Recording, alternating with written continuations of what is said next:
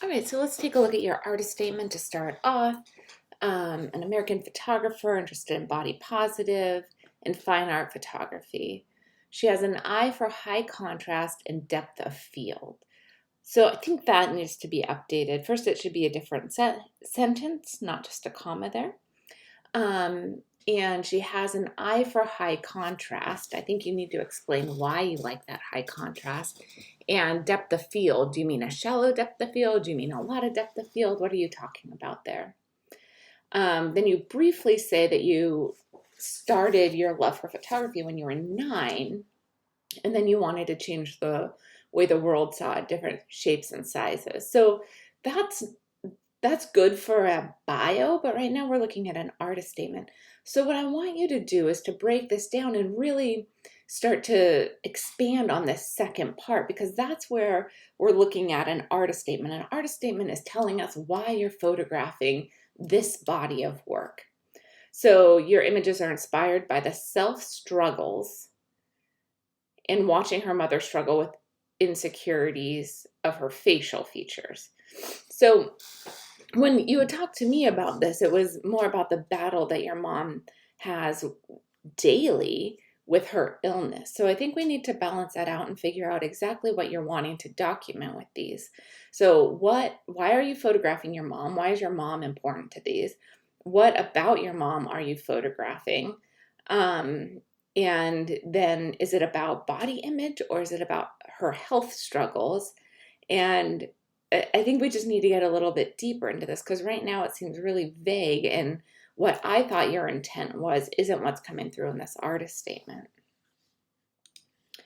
Okay, and we have 3 new images here. So just double checking on the dates there.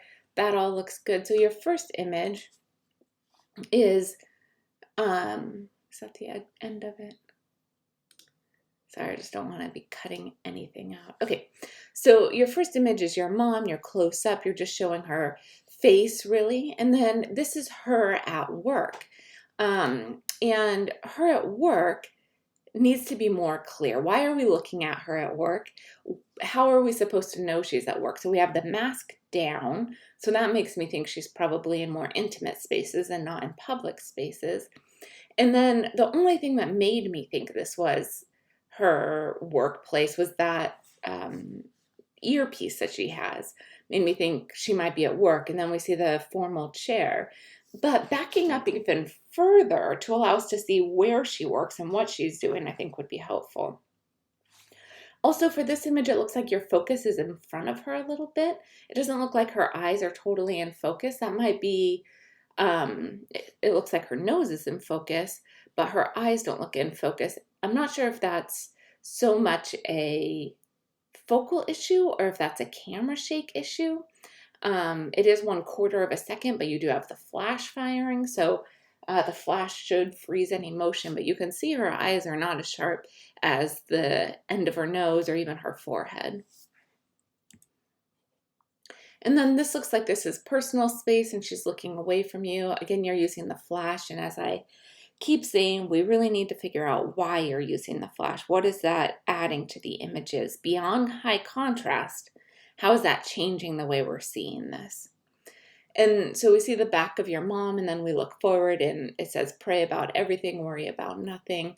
So that gives us a sense of maybe that she's religious, maybe there's something else going on. So I think this is starting to fill out more of a story here as we're reading what's in the background. But then there's also a lot in the background that is distracting. Like we have, it looks like a mirror over here, a TV. There's words down here on the back of a backpack. Like all of these different objects start to pull our attention.